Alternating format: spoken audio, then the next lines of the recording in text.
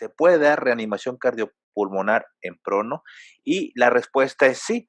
No es algo nuevo, desde hace varios años, la AJA, desde 2015, lo menciona como una posibilidad importante porque hay muchos pacientes quirúrgicos de columna, de neurocirugía, etcétera, que son sometidos a esta posición y que al momento de hacer paro cardíaco se le deberá realizar la RCP. Pero que hay actualmente en pacientes infectocontagiosos, pues posiblemente sea una buena opción para aquellos pacientes que consideremos que hay que reanimar, como bien se comentó, es la primera pregunta, ¿es un paciente con fallas orgánicas múltiples progresivas o un paciente definitivamente que tiene una orden de no reanimación? Pues tal vez no sería, o más bien no sería indicado hacerlo. ¿Cómo se van a hacer las compresiones en caso de decidir hacer la RCP en prono? Pues recordemos que el 86% de los pacientes en un estudio relativamente pequeño que se hizo, el ventrículo izquierdo se encontraba en esta posición, que es por debajo del ángulo inferior de las escápulas, ¿de acuerdo? Y por el proceso, donde está el proceso espinoso de C7, todo hacia abajo, aquí hacemos, digamos, una cruz, un punto, y en este punto es donde se inician las compresiones torácicas. Aquí es donde vamos a encontrar en el 86% de las veces el ventrículo izquierdo, que es el que vamos a dar las compresiones para tratar de obtener el retorno a la circulación espontánea.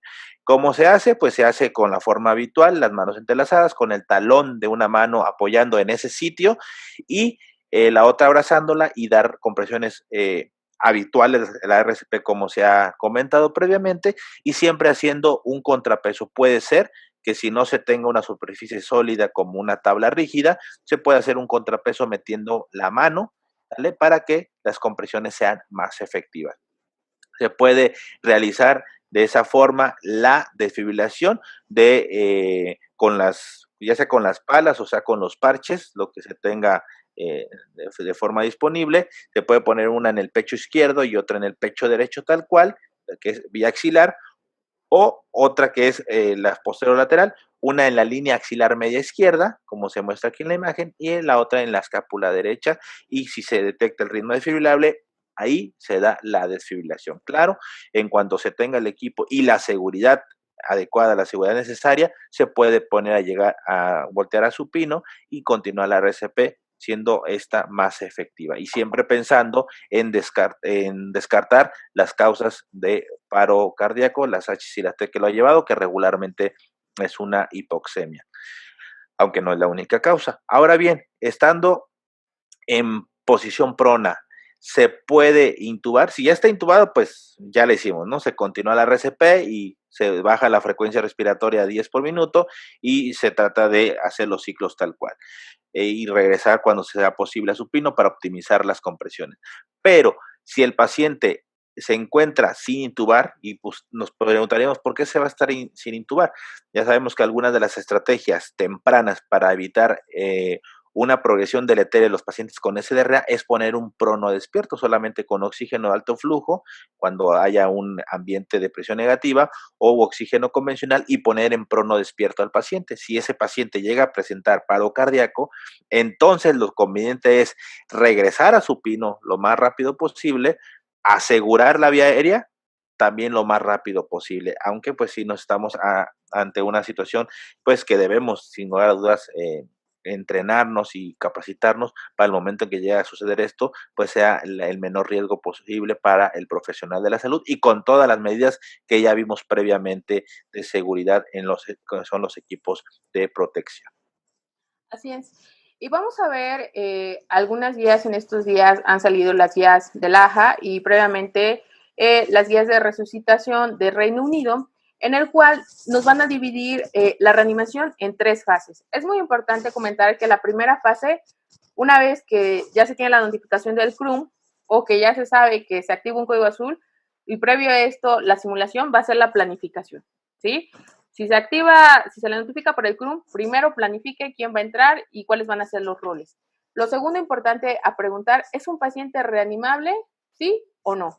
Y esto, como ya bien lo comentó el doctor Eder, si es un paciente que se encuentra con soporte multiorgánico, tal vez en posición prono, un paciente de la tercera edad con múltiples comorbilidades, pues es un dilema ético si lo vamos a someter a reanimación o no. Y si este paciente, aparte de todo eso, tiene una orden de no resucitación, pues directamente no vamos a darle RCP y bueno, tenemos que iniciar el manejo de cadáver de este tipo de pacientes sospechosos de COVID. Ahora, si el paciente sí es reanimable, lo primero que tenemos que verificar, evidentemente, es que el paciente no responda. Lo puede hacer de manera verbal o de manera táctil una vez que ya tiene su equipo de protección. Acuérdense que puede poner el plástico y entonces ya puede tocar al paciente. Si es así, se activa el código azul protegido, llega a nuestro equipo de respuesta inmediata, nuevamente verifica que la escena sea segura, que todos tengan su equipo de protección, ingresa, coloca el plástico, previo a realizar la monitorización, verifican si hay pulso, hay ritmo, y lo primero que vamos a verificar, ya que estamos en esta fase 2, ya que tenemos el ritmo, es ver si nuestro paciente tiene un ritmo de desfibrilable. Fibrilación ventricular, taquicardia ventricular. Si es que lo tiene, se pueden llegar a dar hasta 3 descargas consecutivas y posteriormente iniciar la RCP de alta calidad, como ya la mencionamos, durante 2 minutos. Esto es la fase 3. Una vez que se da la RCP, vamos a hacer una pausa, ¿sí? Y en este momento es cuando nuestro compañero experto en vía aérea va a realizar la intubación. Una vez que realiza la intubación, volvemos a comprobar pulso, ritmo y reiniciamos nuevamente.